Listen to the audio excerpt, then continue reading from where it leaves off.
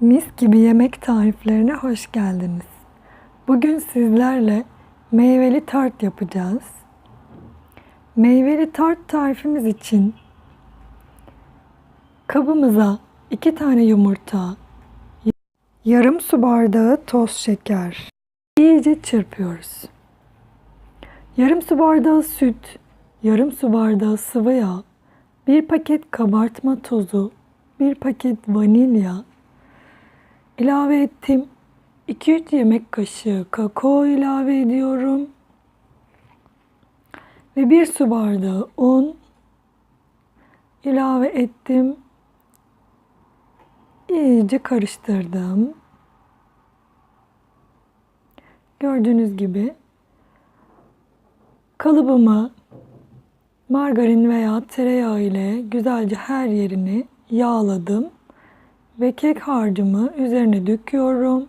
Önceden ısıtılmış 180 derecelik fırında 15-20 dakika kadar pişireceğim.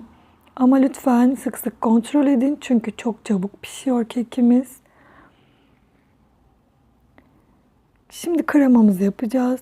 Kremamız için 2,5 su bardağı süt, yarım su bardağı toz şeker, 3 yemek kaşığı un, 1 paket vanilya koyuyorum.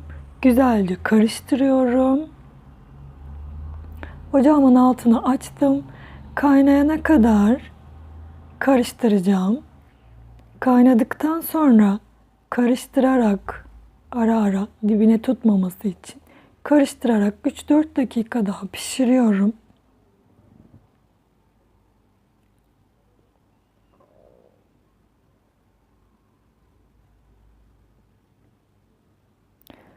Bir kaseye aldım kremamı. Kekim fırından çıktı, soğudu. Soğuduktan sonra kalıbımdan çıkartıyorum. Bakın kolayca kalıbımızdan çıktı. Kekimiz de harika oldu. Şimdi gördüğünüz gibi bir paket krem şantiyi, çırpılmış krem şantiyi ilave ettim. Güzelce karıştırıyorum.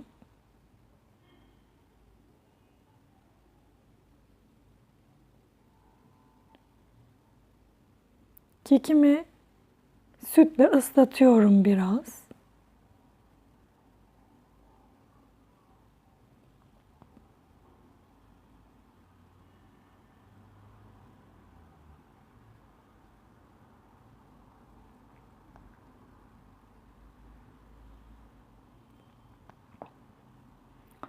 Şimdi hazırladığım kremamı da üzerine yayacağım. Güzelce yayıyorum.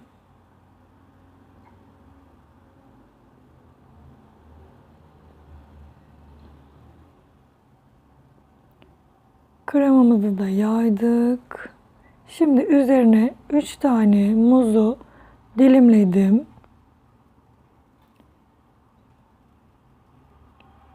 Kremanın üzerini kapatacak şekilde muzlarımı üzerine diziyorum. Komple kremanın üzerini kapatıyorum.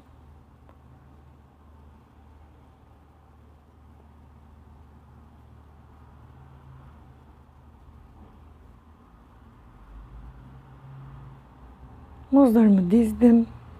Gördüğünüz gibi. Şimdi ben ortasına bir tane çilek koymak istiyorum. Çileğimi dip kısımlarını değil, uç kısımlarından sadece kesikler attım. Bakın bu şekilde. Yelpaze şeklinde açıyorum ve tam ortasına, kekimin tam ortasına koydum. Bakın bu şekilde. Dilerseniz üzerine muz yerine sadece çilekle de yapabilirsiniz. Bakın biraz su ile soğuk jöleyi açtım. Bir fırça yardımı ile muzların üzerine sürüyorum. Muzlarımızın kararmaması için bu işlemi uyguluyorum.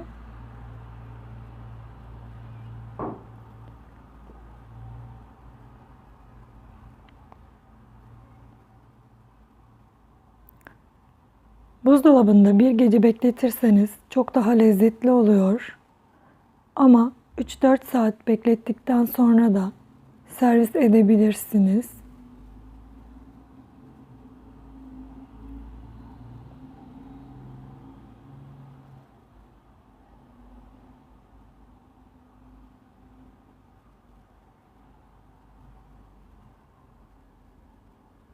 Çok kolay, çok lezzetli, harika bir lezzet. Mutlaka denemelisiniz.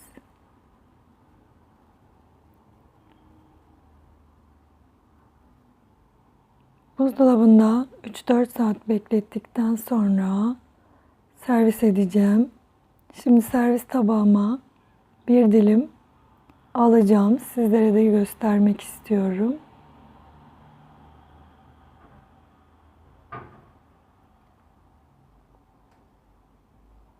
Bir dilim kesiyorum.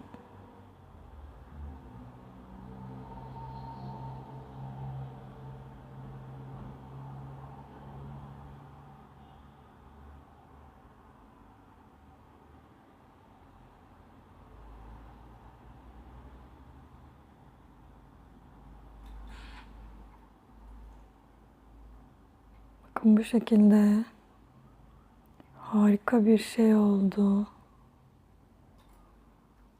Harika bir lezzet.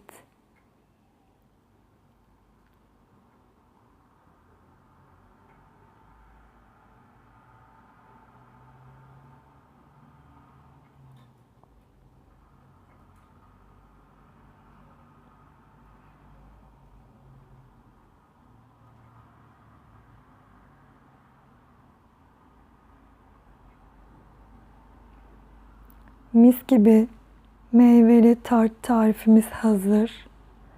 Yapacak olan herkese şimdiden kolay gelsin. Herkese afiyet olsun. Kanalımıza abone olup beğeni ve yorumlarınızı göstermeyi unutmayınız.